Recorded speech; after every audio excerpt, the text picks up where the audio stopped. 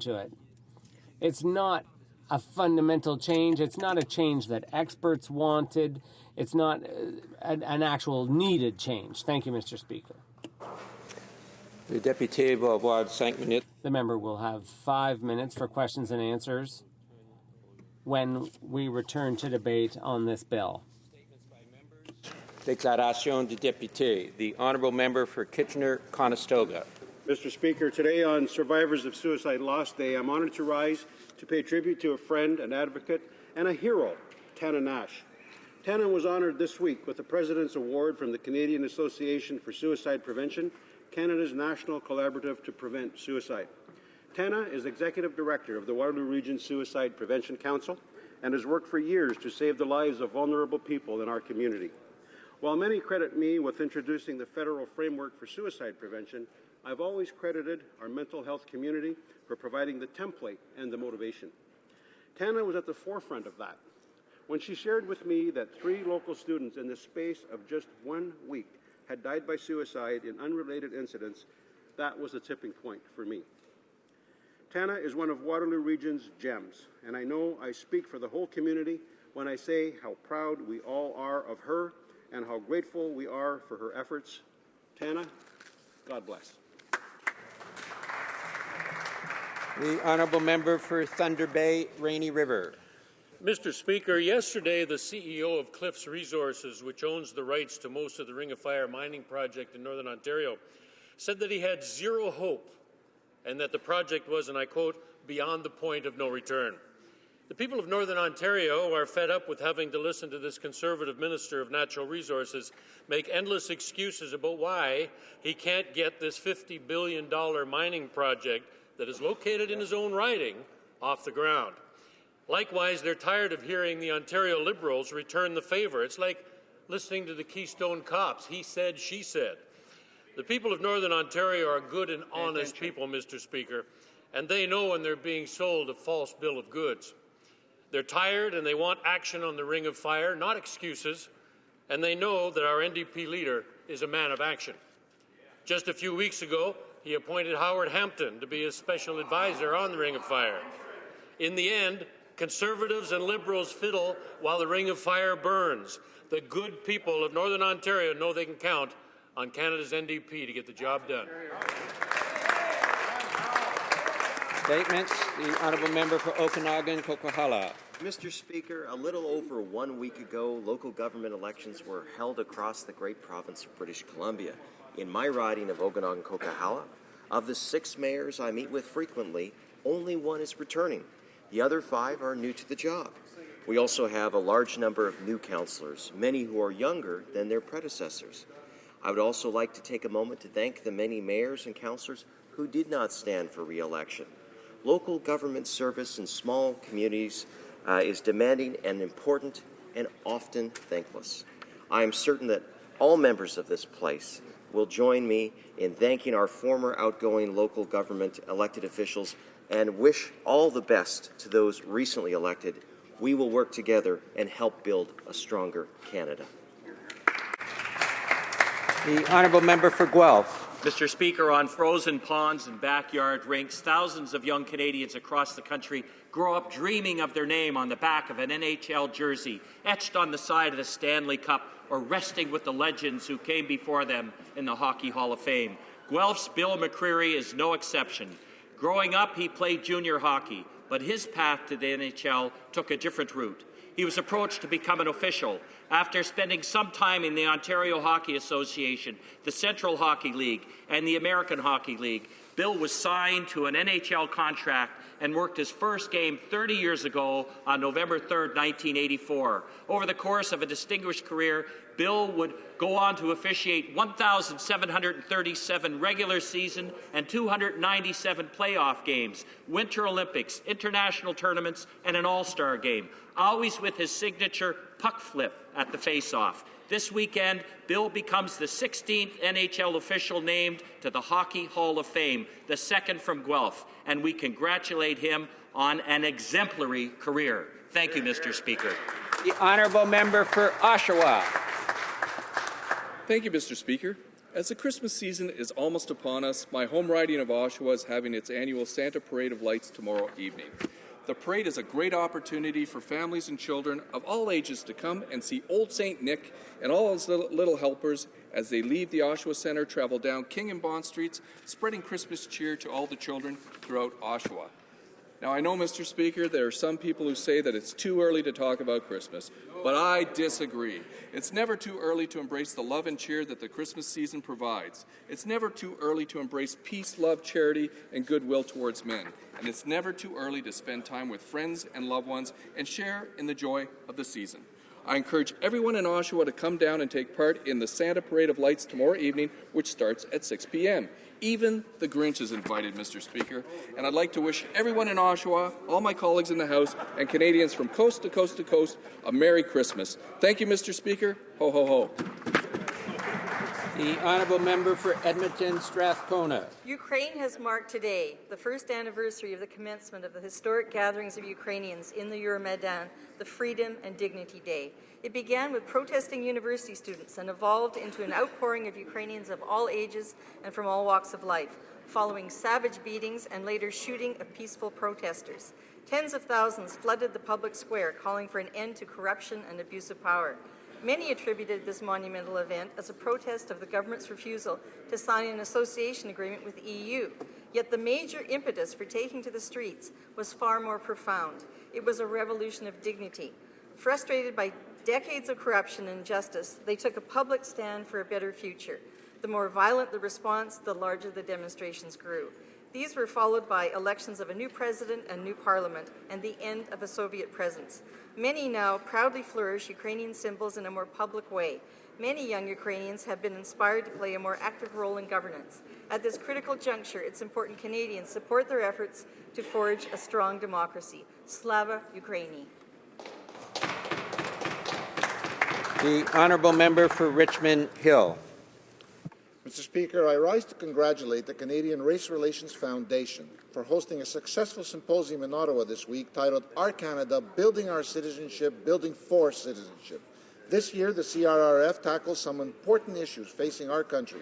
Over 3 days, an impressive group of presenters from across the country spoke to over 200 delegates about challenges like integration, extremism, imported conflicts, and barbaric cultural practices in an open and honest way. The Foundation also presented the report on Canadian values to help us understand how Canadians across the country perceive issues related to multiculturalism and Canadian identity. I congratulate the CRRF board and staff on contributing to an important dialogue that not only celebrates the successes of multiculturalism in our country, but also looks practically at how we must work to preserve our peaceful pluralism into the future. Thank you, Mr. Speaker. The honourable member for West Vancouver, Sunshine Coast, Sea to Sky Country. Mr. Speaker, I rise today to commend the work of the Heart and Stroke Foundation in tackling the growing burden of heart disease and stroke on Canadians and our families. Currently, 1.6 million Canadians are living with heart disease or the effects of stroke. Every 7 minutes in Canada, someone dies from heart disease or stroke. These issues are the biggest drivers of prescription drug use, and they cost the Canadian economy more than $20.9 billion every year. An aging population combined with poor diets, physical inactivity, high obesity and diabetes rates will stall, if not reverse, the progress we've made against heart disease and stroke. It is with the intention to curb this phenomenon that I started our National Health and Fitness Day initiative, one that has received strong support from the Foundation. In fact, it's with thanks to the efforts of people like CEO Bobby Wood, Chris Gray, Zaylin Lology, Ev Glasser, Kate Chidester, Jackie Zolnaski, Lisa Baldwin, and others that a growing number of cities have joined the movement to proclaim the day. Please join me in thanking the Heart and Stroke Foundation as we work together to improve the health of Canadians, leading to fuller, longer lives. The honourable member for Nickel Belt. Mr. Speaker, like much of the population of Northern Ontario, all my life I've been a fan of the Montreal Canadiens. It's part of our religion, watching our glorious Habs on French TV. Richard, Béliveau, Geoffrion, and now Price, Subban, and Desharnais. Imagine how angry we were this fall when we learned that the new contract meant that there would be no televised rebroadcast on RDS, and that the NHL had said that Northern Ontario was part of the Toronto market. Come on, Gary Bettman, that's misconduct. Receiving a Maple Leafs jersey on Christmas morning? I don't think so. After many calls and emails flooded my office, I called the National Hockey League, RDS, the CRTC, Eastlink, and other cable companies. I am now very proud that we have an agreement with Rogers, Bell, Eastlink, and the National Hockey League. So French regional television broadcasting of the Habs is back. The people from Sturgeon Falls and all of Ontario are very grateful. We are diehard Canadian fans. We shoot, we score, go Habs go!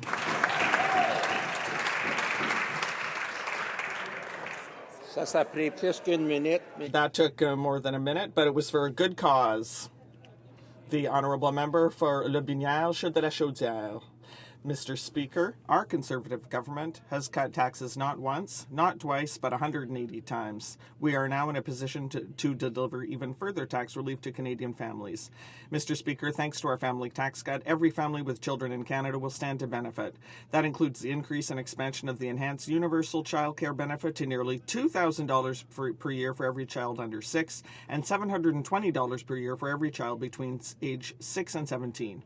This Liberal leader offers a high-tax, high-debt agenda, whether through a job-killing carbon tax or clawing back our Conservative government's new tax breaks for Canadian families. In fact, it's even been confirmed that the Liberal leader will raise taxes, but our government will allow Canadians to lower their taxes and keep their hard-earned money in their wallets. Thank you. The Honourable Member for Châteauguay-Saint-Constant. Mr. Speaker, the South Shore of Montreal has received a number of awards during the Baseball Quebec meeting last weekend. Among the winners were Mr. Jean-Michel Pépin, a resident of Delson, who received the Louis-Philippe Grenier Award given to the Volunteer of the Year. Mr. Pépin is the president of the Minor Baseball Association and has been since 2009. He breathed new life into this association, and its number of players went from 92 to 5 years ago to 362 today. What a feat. Mr. Pépin also spread the love of baseball to women. In fact, this year, for the first time in Quebec, a provincial tournament was held in Saint-Constant with only young women playing. And obviously, they hit it out of the park. All of our congratulations go to Mr. Pépin, and long live the Minor Baseball Association of Delson Saint-Constant. Catherine. Mr. Speaker, now that the Cars and TVs campaign is in full swing, we're seeing what we can expect from Liberals in the coming year.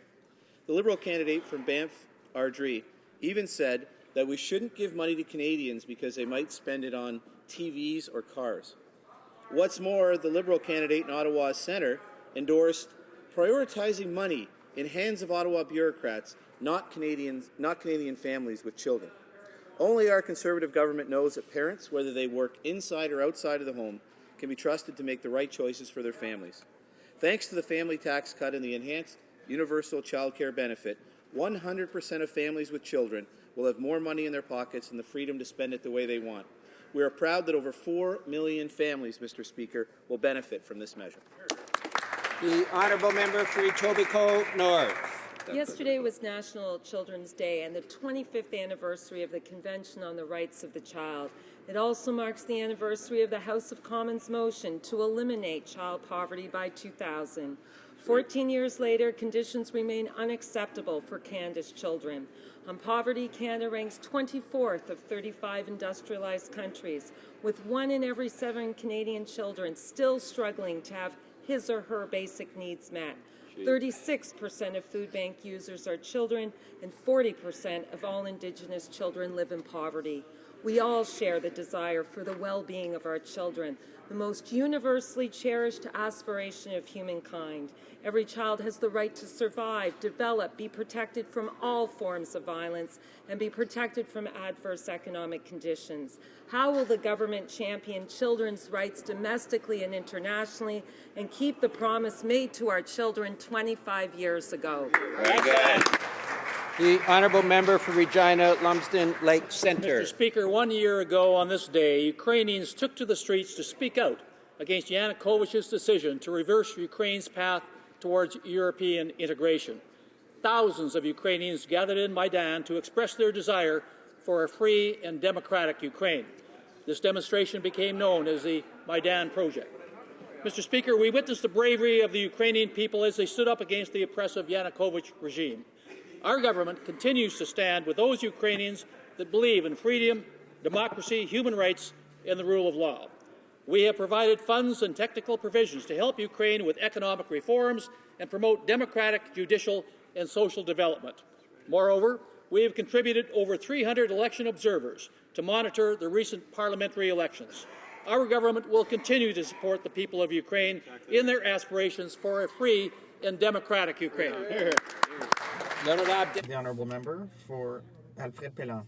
Mr. Speaker, our Liberal friends are completely inconsistent. It's so much fun because you never know what to expect from them. Their leader said that all candidates had to be pro-choice, but actually he'll take anyone. The Liberals said that they were for reforming the Board of Internal Economy, but then they voted against it in committee. And when it comes to the Iraq combat mission, they're for and against it at the same time. The Liberal leader is about to meet with his Quebec youth wing in Montreal, and he'll have to deal with his most recent whim, supporting the Conservatives by putting a toll on the new Champlain Bridge. Even if the member for Papineau says that he's against a toll, we know what that means. Nothing. When Montreals go to the ballot box, their choice will be clear. A toll on the Champlain Bridge with the Conservatives, maybe a toll, or not, with the Liberals, or with the NDP, no toll on the Champlain Bridge. Thank you, Mr. Speaker. The honourable member for Etobicoke Lakeshore. Mr. Speaker, the website for the member from Halifax is promoting an event which describes NATO's Ukrainian assurance measures as a, quote, scheme to use Ukraine as a battering ram and platform on which to foster major aggression against Russia, unquote. I'm shocked that a member of this House would promote such an event. It is clear that the NDP are not a mature party and are not suited to lead a G7 country. It is absolutely shameful that the NDP would give voice to those who accuse NATO of aggression against Russia after Vladimir Putin annexed sovereign Ukrainian territory. Under the leadership of our Prime Minister, Canada is standing up to Putin. As the PM stated, and I quote, whether it is 5 months or 50 years, we're not going to drop the subject until Ukrainian territory is returned to Ukrainians, end quote. The member for Halifax and the NDP need to explain why this event is being publicized on her website. Question orale, oral questions. The honourable member for Burnaby, New Westminster. Thank you, Mr. Speaker. Several veterans groups, including the Canadian Legion, want to know why the Conservatives have held back so much funding destined to helping our veterans. Over $1 billion was taken away from veterans and transferred to the Consolidated Fund. It's disgusting, Mr. Speaker. This was money promised to veterans. Will the Conservatives, or do the Conservatives have an explanation for our veterans who are still waiting to get the services that they need? The Honourable Parliamentary Secretary to the Minister of Veterans Affairs. Mr. Speaker, the assertion made in that question is absolutely false. All government always ensure statutory funding is fully funded to ensure there is no shortfall. This is a completely normal practice, Mr. Speaker. Veterans Affairs expenditures have increased from $2.7 billion when the Liberals were in government to $3.5 billion last year. Thank you, Mr. Speaker.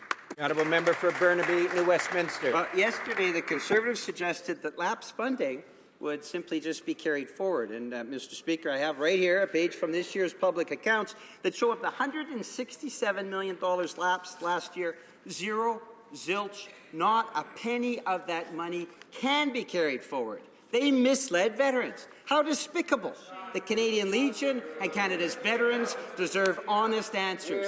Will Conservatives explain why they slashed services and closed offices and why they pulled away over $1 billion from our nation's veterans? The Honourable Parliamentary Secretary.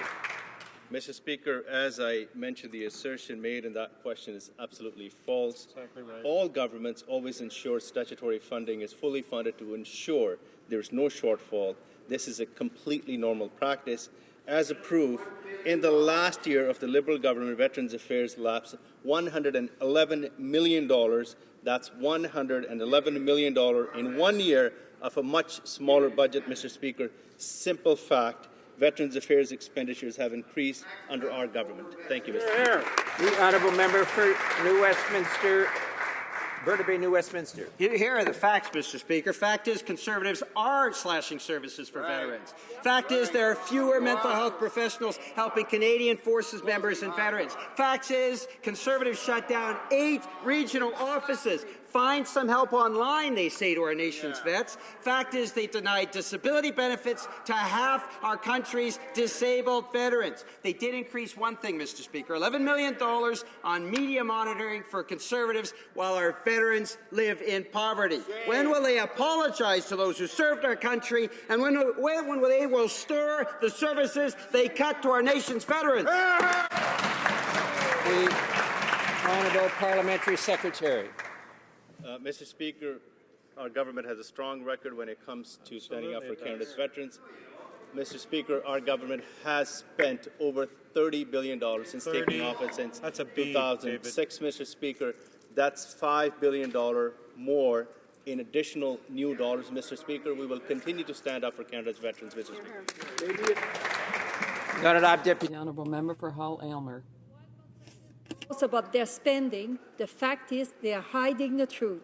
Almost 1/6 of their foreign aid promises has been returned to the Department of Finance untouched. Unbelievable.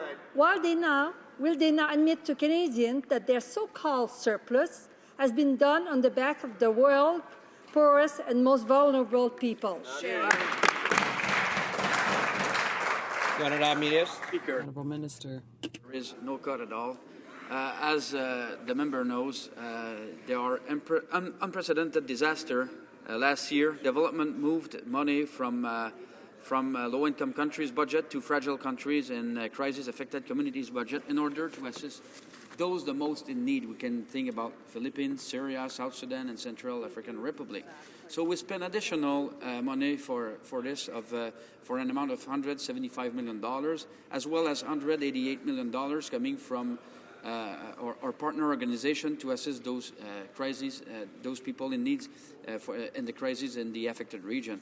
Mr. Speaker, this result of extra spending of $240 million for the people most in need, and we call it effectiveness and pragmatism. Honourable Member for Hull Aylmer. The Minister of Finance went to Toronto to pat himself on the back in front of the financial bigwigs, proud of balancing his budget. What he did not say was that this return to a balanced budget was done on the backs of the most disadvantaged. Just think of our unemployed, our sick, and our veterans.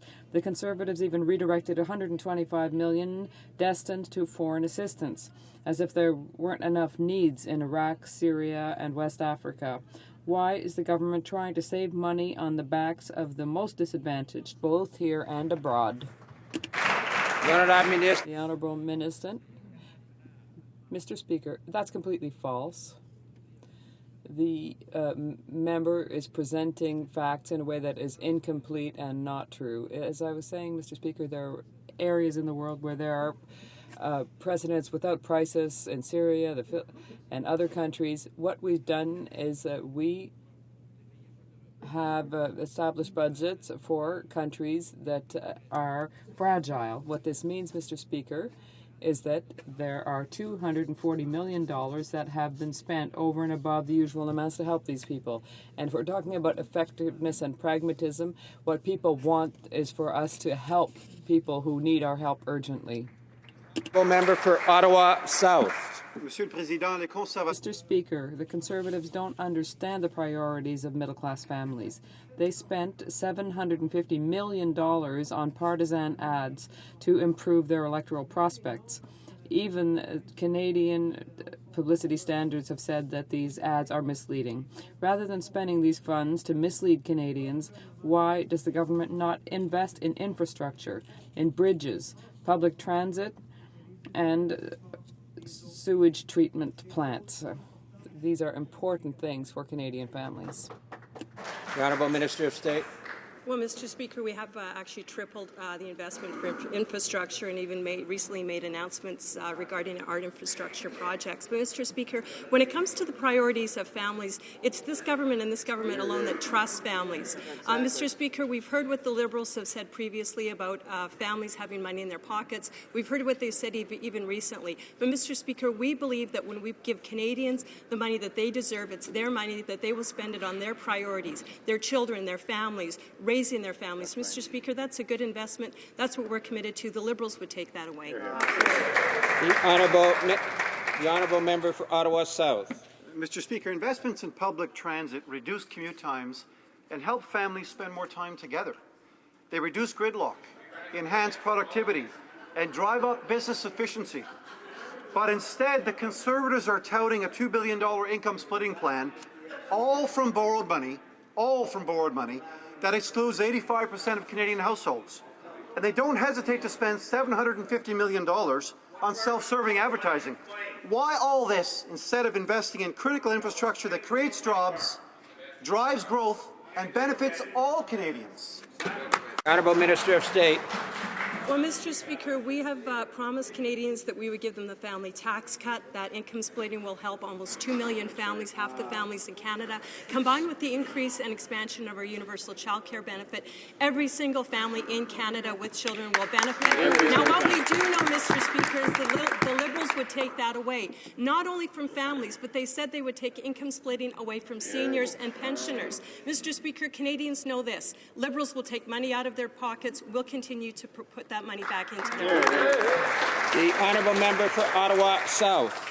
Mr. Speaker, according to Ontario's Lieutenant Governor, the Ring of Fire is the most promising mining opportunity in Canada in a century. Here's what the Conservatives are putting at risk: 5,500 full-time jobs, $60 billion of mineral reserves, $25 billion in economic activity, $6.7 billion in government revenues. When will the Prime Minister meet with Ontario's Premier to help secure this enormous opportunity for Canada? The Honourable Parliamentary Secretary to the Minister of Natural Resources. Thank you very much, Mr. Speaker. Our government supports the development of the Ring of Fire, a project that can provide significant economic benefit to Northern Ontario. We've been clear. The new Building Canada plan provides significant infrastructure funding for this kind of legacy resource development. It is up to the Province of Ontario to request that funding be allocated to this project. We will continue to work with First Nations, other levels of government, business, and industry leaders to see this project come to fruition.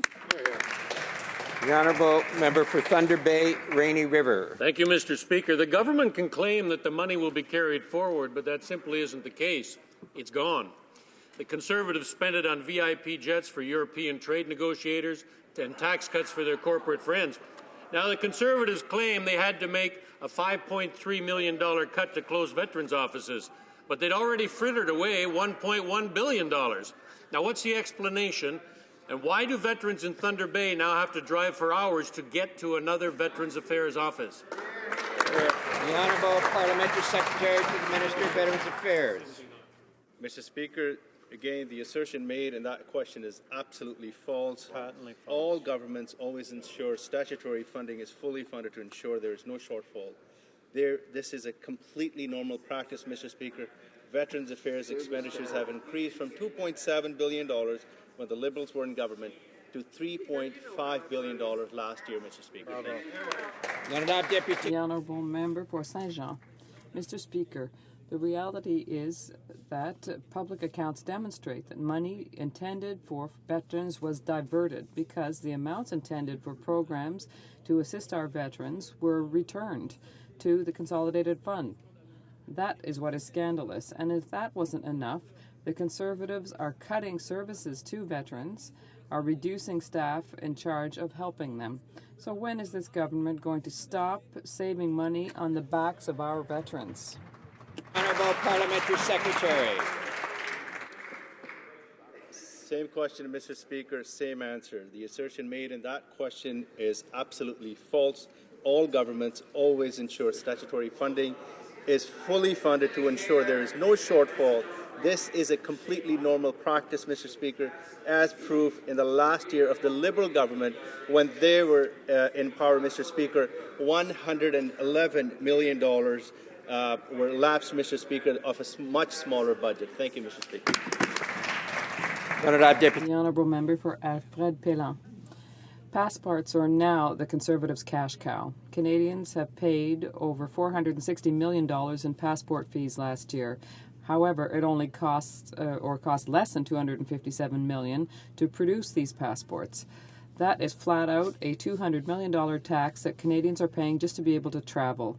When are the Conservatives going to stop taxing travellers? Carried to the Minister of Citizenship and Immigration. Thank you, Mr. Speaker. Mr. Speaker, our government introduced a 10-year Canadian e-passport, which is more secure and gives Canadians more value for their money. Canadians purchasing the new 10-year passport will save money. They're paying $160 for the 10-year passport compared to $174 in the previous system for two 5-year passports. Mr. Speaker, when revenues exceed expenditures in the passport program, they are kept in the reserve fund for years when revenues do not cover expenditures. Thank you very much. The honourable member for Alfred Pellan. This isn't a new problem. In 2008, the Auditor General said that the government was charging significantly more for consular fees and passport than it was spending on these services. And in 6 years, this hasn't changed.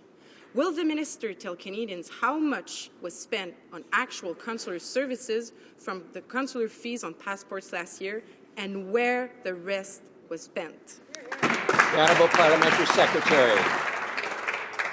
Mr. Speaker, the take-up on passports by Canadians has been very strong in recent years, but for far too long the cost of delivering the program were greater than the fees collected. Now the new 10-year Canadian passport is more secure and gives Canadians more value for their money. Makes sense. Mr. Speaker, when revenues exceed expenditures in the passport program, as I previously said, the funds are kept in reserve for 4 years for when revenues do not cover expenditures. Thank you. The honourable member for Pontiac. The more things change, the more they stay the same, Mr. Speaker. The Minister of Heritage is trying to avoid her responsibilities and have us believe that she didn't know that her organisers were soliciting funds from lobbyists who do business with her department. Some excuse.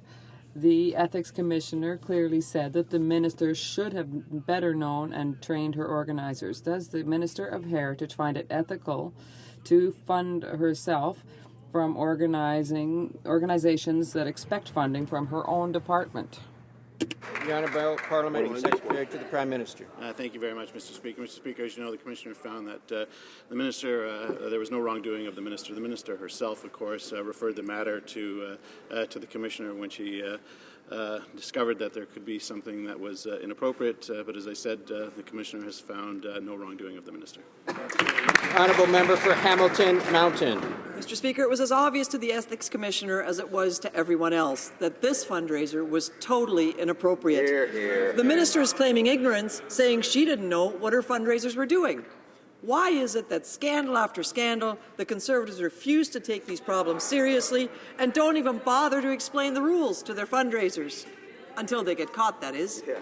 When is the Minister going to take personal responsibility and apologize? Hear, hear. The Honourable Parliamentary Secretary.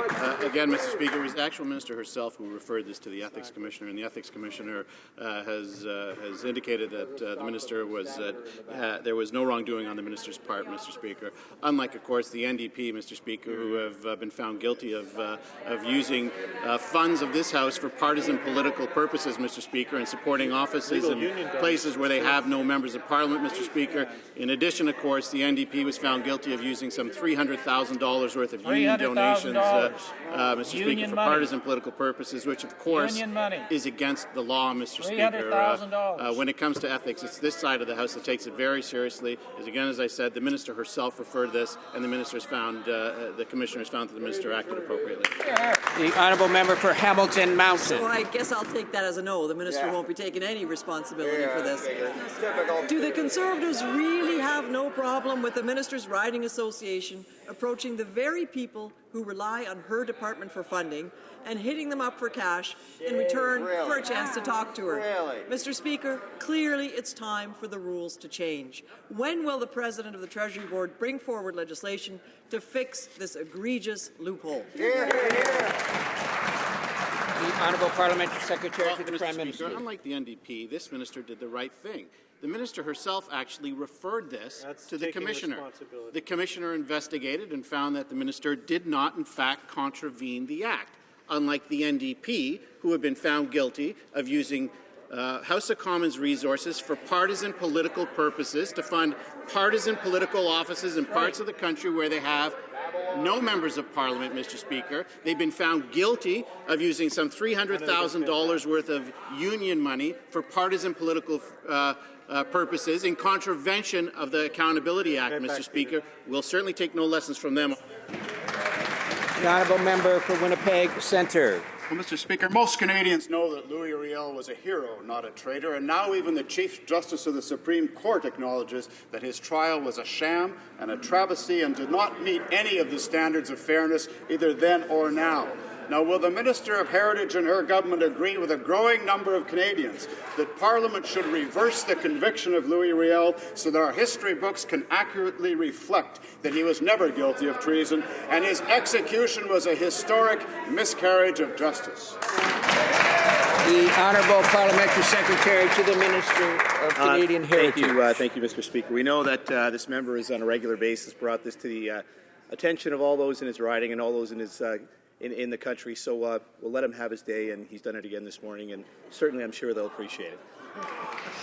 The Honourable Member for Winnipeg Centre. Well, Mr. Speaker, I don't understand the government's reluctance to deal with this issue. The Prime Minister stood right there and apologized to the survivors of residential schools because it was the right thing to do.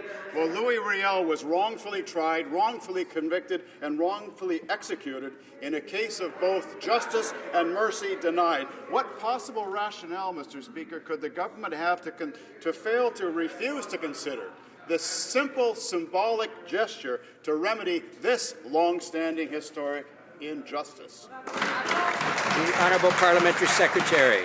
Mr. Speaker, it was this Prime Minister, this government, that actually moved on the residential school issue after decades of neglect, after decades of not wanting to take action. It was this government that made that apology, and he's right, it was made on the floor of the House of Commons here.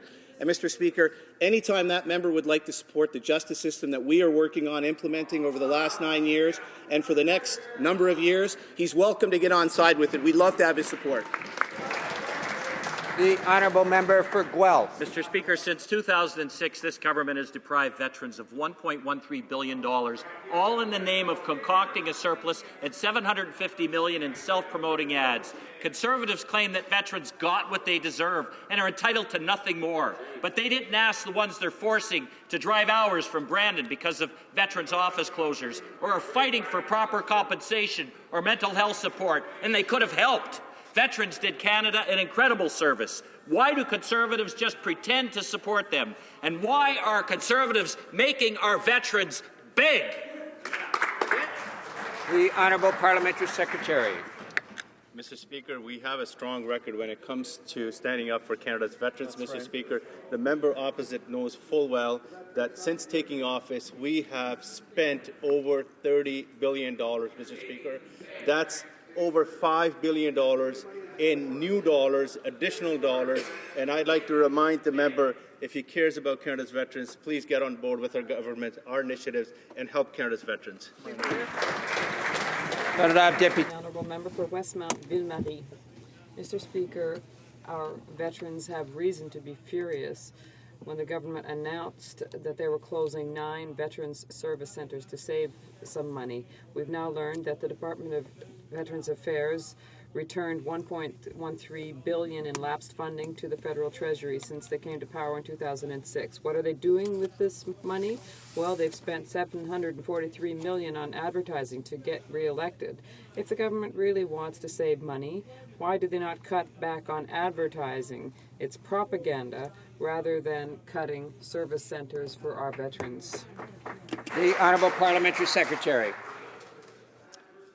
Mr. Speaker, the assertion made in that question is absolutely false, Mr. Speaker.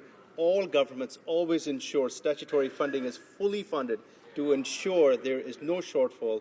This is a completely normal practice, Mr. Speaker, as a proof in the last year when the Liberal government was in power, Mr. Speaker, Veterans Affairs lapsed $111 million, Mr. Speaker. That was $111 million of a much smaller budget for Veterans Affairs, Mr. Speaker. Thank you. The honourable member for Markham Unionville. Speaker, Kevin Page, a former senior Department of Finance official, said, and I quote, he disagrees vehemently with the Minister of Finance statement that finance does not examine every new expenditure. He went on to say, and I quote, they have to. It would be fiscally irresponsible not to. Exactly. Can the government explain why they killed Canada's long-standing policy to examine every new government expenditure? The Honourable Parliamentary Secretary.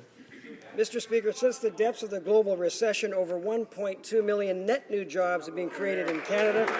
We have one of the best job creation records in the G7. Small businesses have been clear that payroll taxes are the #1 killer of jobs. Our plan lowers premiums for small businesses so that they can invest in priorities and create jobs. At the same time, Canadians know that the Liberals would hurt jobs by increasing taxes with their high tax and spend schemes. The Honourable Member for La Salle-Mar. A new report by the OECD paints a grim picture of Canada's standing in research and development. We can really have a significant impact on innovation, but Ottawa's promises are inconsistent and the investments are non-existent. We're losing the race for scientific and technological development. Will the government finally invest so that Canada becomes a model of innovative and creative entrepreneurship? The Honourable Parliamentary Secretary. Mr. Speaker, here's what the experts in Canada have to say about our investments in research.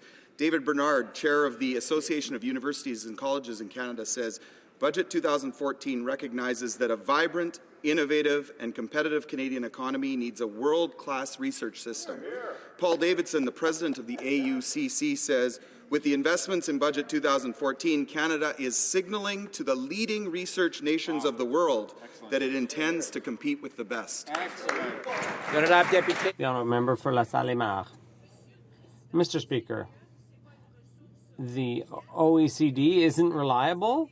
Let's be clear, the latest government science and technology strategy goes back to 2007. The government promised to update the strategy a year ago, but so far, nothing.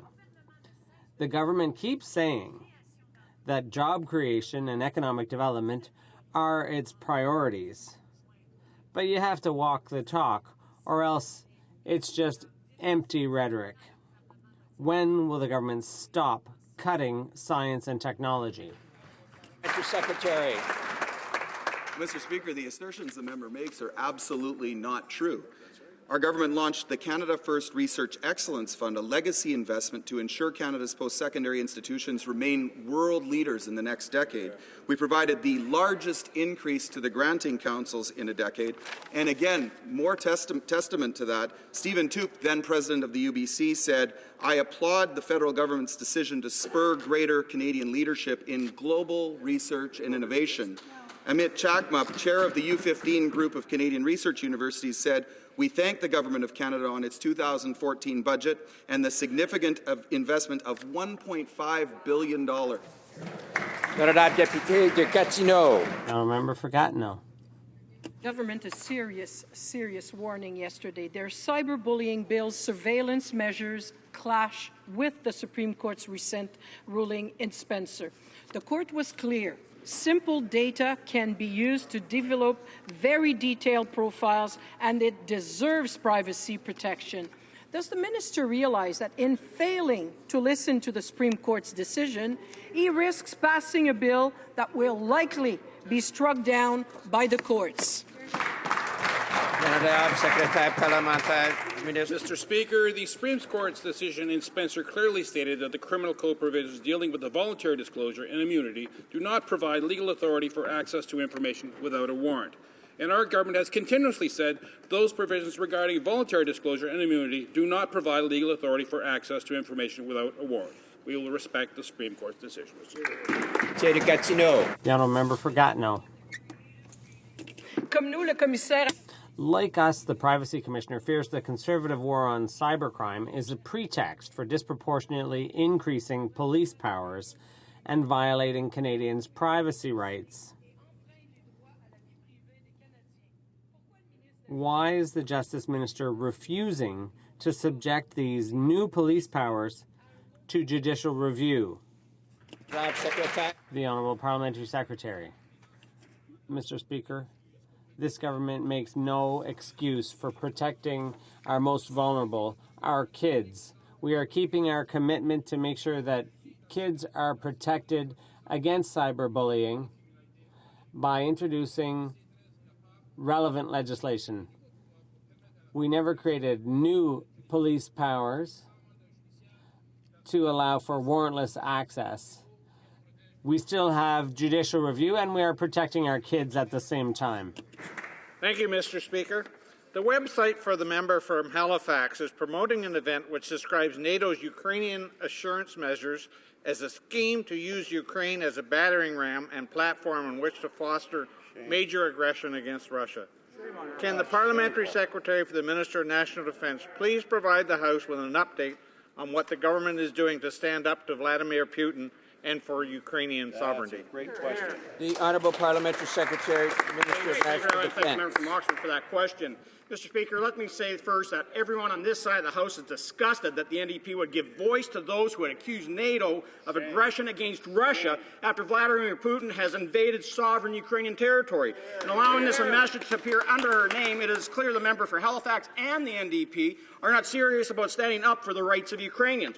Our party and this Prime Minister will remain steadfast in our support for Ukraine until the day its territory is returned, whether it takes 5 months or 50 years. Our government will always condemn Russian aggression against Ukraine. As our Prime Minister said to Putin, you need to get out of Ukraine. Yes, the honourable member for Nickel Belt. Thank you, Mr. Speaker. Northern Ontarians are looking for leadership to rescue the Ring of Fire. But all Conservative minister does is point fingers and say it's someone else's problem. Thousands of jobs and billions in investment for our region are on the line, and still the Conservatives fail to act. The CEO of Cliffs Resources called the Ring of Fire beyond the point of no return. Does the minister agree? Has he given up, or will he invest in Northern Ontario to secure our economic growth? Parliamentary Secretary to the Minister of Natural Resources. Mr. Speaker, we remain committed to responsible resource development. Cliffs has made a private business decision, and our thoughts are with those who are affected by this closure. Our government remains committed to building on our successful job creation record and the conditions for companies to succeed in Canada. According to KPMG, Canada boasts the lowest overall tax rate on business in the G7.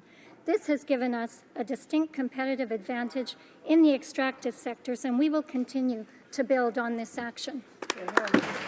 The honourable member for Rimouski. The fact is, Mr. Speaker, that Cliffs Natural Resources can no longer do business with this Conservative government. Every time they've invested here, the venture has turned into a disaster. The Conservatives have bungled the situation so badly, the company is now talking about walking away from Canada. Jobs are being lost in Quebec. Opportunities are drying up in Ontario. Where's the government's strategy to secure and support investment and jobs? Speaker, as I've said, we welcome the Ontarians government to support the Ring of Fire. What they need to do is to be clear that this is a priority for their government. We will continue to work with First Nations, other levels of government, business and industry leaders to see that this project comes to fruition. The honourable member for Berthier-Masquinongé. Mr. Speaker, because of the fact that there is no payment protection for fresh produce growers, our businesses have lost their privileged access to the U.S. market. Will the government stop harming fresh produce growers and harmonize our policies to better protect growers against purchasers who default on their payment? The Honourable Parliamentary Secretary. The government is aware of the vulnerability of fresh produce growers and their contribution to the economy. To provide a single dispute resolution body that would help reduce issues of non-payment faced by the fresh produce industry. We are also consulting widely on Canada's bankruptcy and insolvency laws, and Mr. Speaker, Parliament will be involved in that consultation. Our government is committed to supporting Canadian producers and exporters, and we're going to continue to look at this issue, Mr. Speaker. Thank you.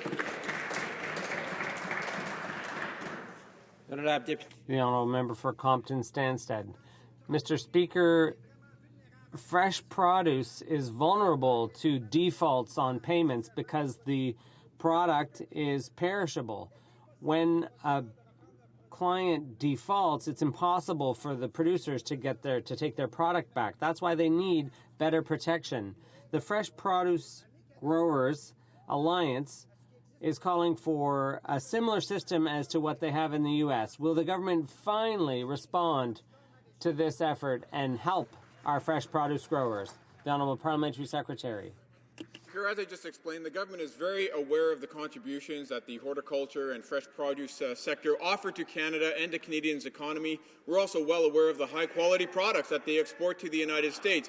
I just met with producers and representatives from the horticulture industry this week, Mr. Speaker. Myself and my colleagues, particularly from the Ag Committee, Mr. Speaker, we offered a number of different solutions within the discussions, and what I'd like to say is that we've done a number of things. And one of the things that we did is we introduced clear legislation that the opposition voted against that would put in place a single dispute resolution body to help with payment-type problems. Thank you, Mr. Speaker. The Honourable Member for Mount Royal. Mr. Speaker, in less than 2 weeks, Justice Louis Lebel will retire from the Supreme Court, yet Canadians remain in the dark about what, if any, process has been undertaken to replace him. It appears that, as was the case with the last appointment, there will be no published protocol of consultation, no selection panel, no parliamentary review, no public engagement, no transparency, and no accountability. Will the Minister tell us what, if any, process has been initiated to fill the upcoming vacancy? Thank you, Mr. Speaker. The Honourable Parliamentary Secretary to the Minister of Justice. Mr. Speaker, our judicial appointments are based on one criteria and one criteria alone: whether an individual is qualified for the job, determined on merit and legal excellence. When making all appointments, the government conducts broad-based consultations with prominent members of the ball and the legal community. These appointments have always been a member of the executive, and they will continue to be so. The Honourable Member for Saint-Laurent-Cartierville.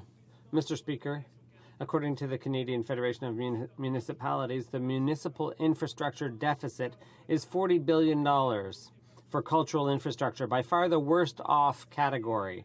Instead of spending $500 million in taxpayers' dollars without any study to show that the so-called hiring tax credit will create 800 jobs in 2 years, why doesn't the government invest in our theaters, our cultural centers, our community spaces, our recreational facilities, which the government is abandoning to fall into poor repair? The Honourable Parliamentary Secretary. We are doing. Since we formed government, we have tripled our investments in infrastructure. The New Building Canada plan is the largest and the longest infrastructure investment in Canada's history. And, Mr. Speaker, I haven't even mentioned the gas tax fund, which delivers $2 billion directly to municipalities every year, and this includes arts and culture. The Honourable Member for Shefford. Every day I meet people who talk about the cuts to CBC.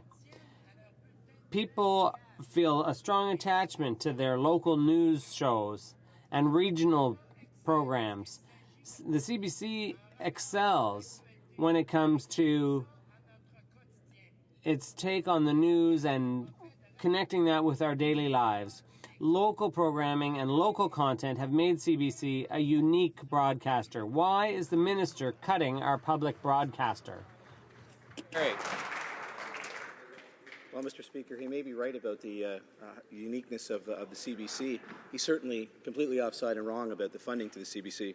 And like Hubert Lacroix said himself, there are challenges in this rapidly changing media environment to which no mainstream broadcaster is immune.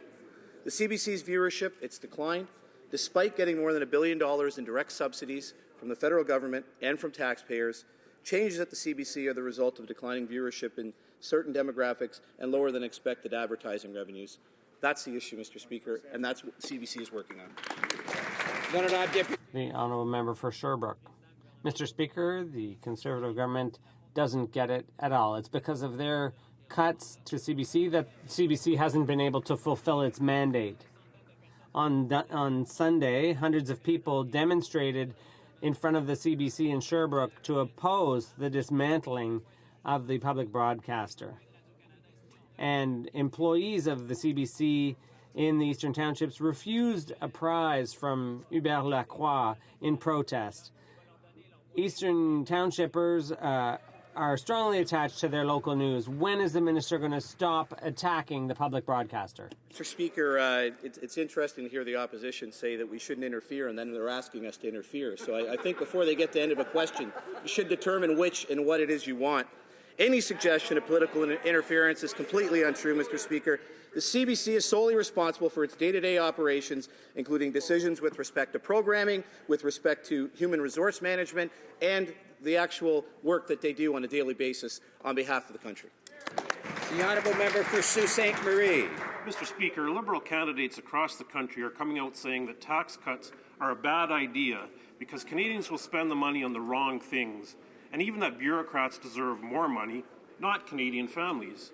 Can the Minister of State for Social Development update this House on what meaningful tax cuts this government is providing for Canadian families? The Honourable Minister of State. Thank you very much, Mr. Speaker. I want to thank that member for a very good question. Mr. Speaker, we're on track to balance the budget. We're also on track and we are fulfilling our commitment to Canadian families. We've expanded and increased the universal childcare benefit. That means, Mr. Speaker, that $100 a month check for every child under 6 years old is expanded to $160. And we are also, Mr. Speaker, giving it to families with children over 6 years old. Now, we know what the Liberals think. They think that if we give families money, they will waste it. Mr. Speaker, the Liberals and the NDP do not trust Canadian families. Canadian families should not trust the NDP or the Liberals. The honourable member for Sydney, Victoria. Mr. Speaker, in 2010, the Conservative government announced they would freeze foreign aid for 5 years to balance their budget. Then in 2012, further spending cuts were announced, padding their surplus.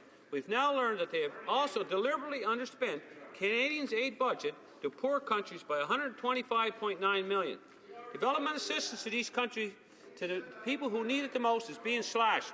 These countries overseas see some of the highest infant mortality rates, and they need our help. Why are the Conservatives allowing this to happen to these poor people in the world who need our help? Minister. Well, Mr. Speaker, as explained earlier on, we spent $240 million in total more than planned because we have unprecedented crises such as Philippines, Syria, South Sudan, and Central African Republic. It all happened at the same time, and in these kind of cases, Mr. Speaker, instead of looking in one planned expenditure for a column of the budget like the opposition does, we just go on a pragmatic and effectiveness basis to help the people the most in need. And under this government, Mr. Speaker, now Canada finally pays what it pledges, and we fulfill all our international commitments. The honourable member for York South Weston. Mr. Speaker, at a time when youth unemployment is high and skilled trades are in demand, apprenticeships provide an important opportunity for young workers to get a good job. And the Hammerheads program connects underprivileged youth with training and jobs.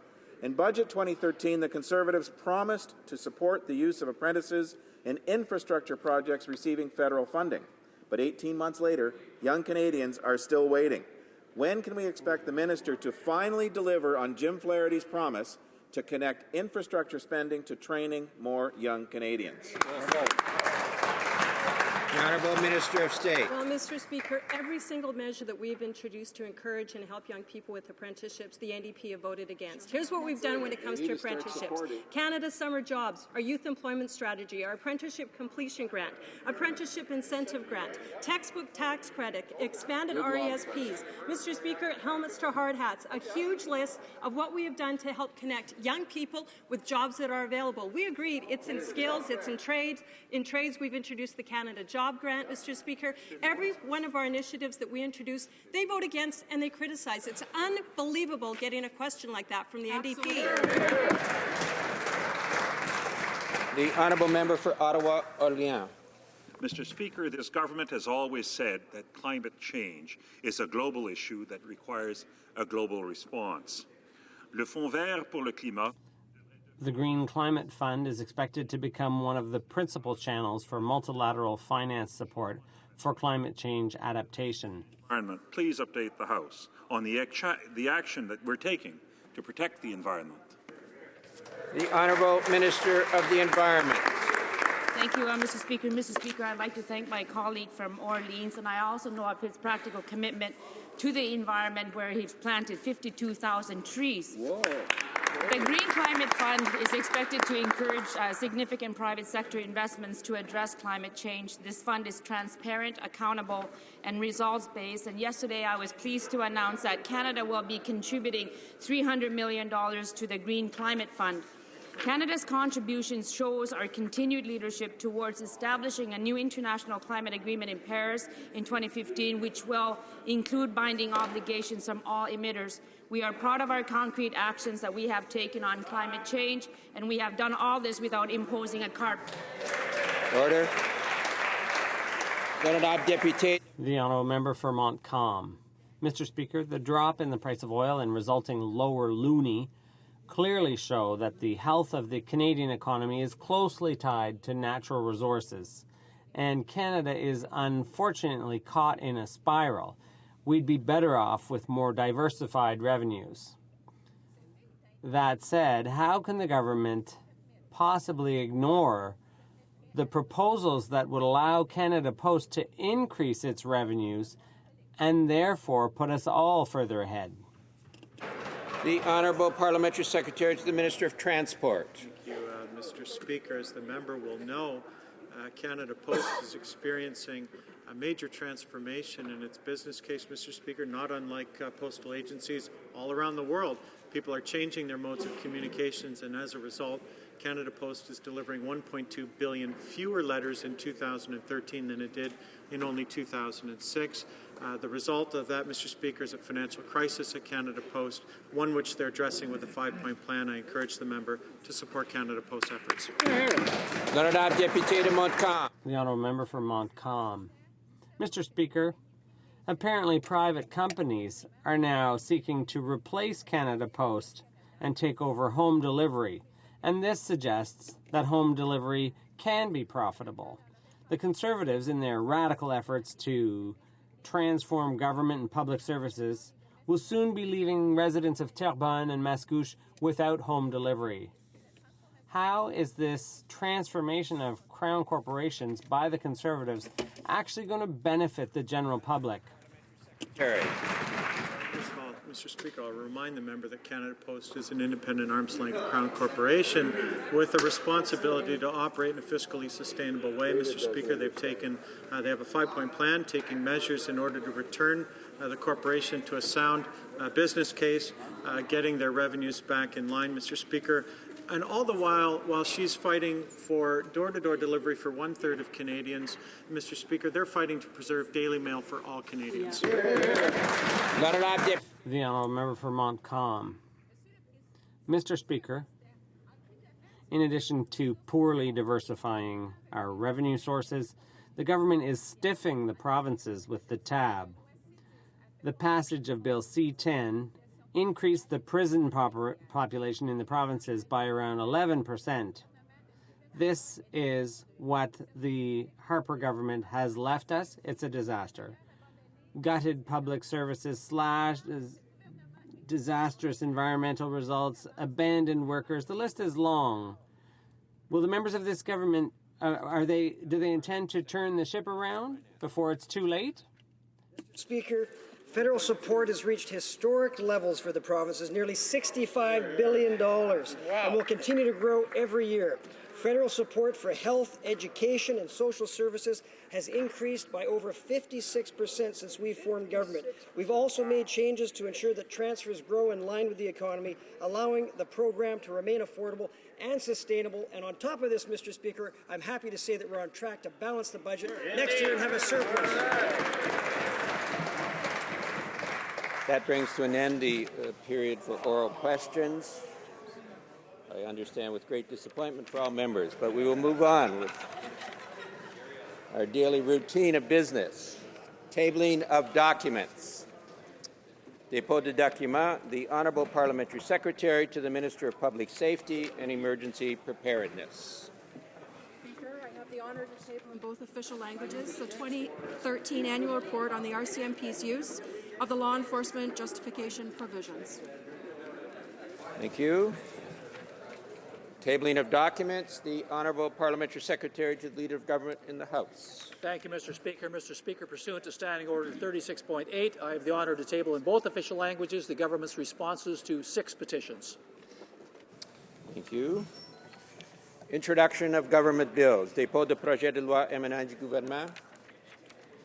Déclaration des ministres. Statements by ministers. Rapport de délégation d'interparlementaires. Reports from interparliamentary delegations. Presenting reports from committees.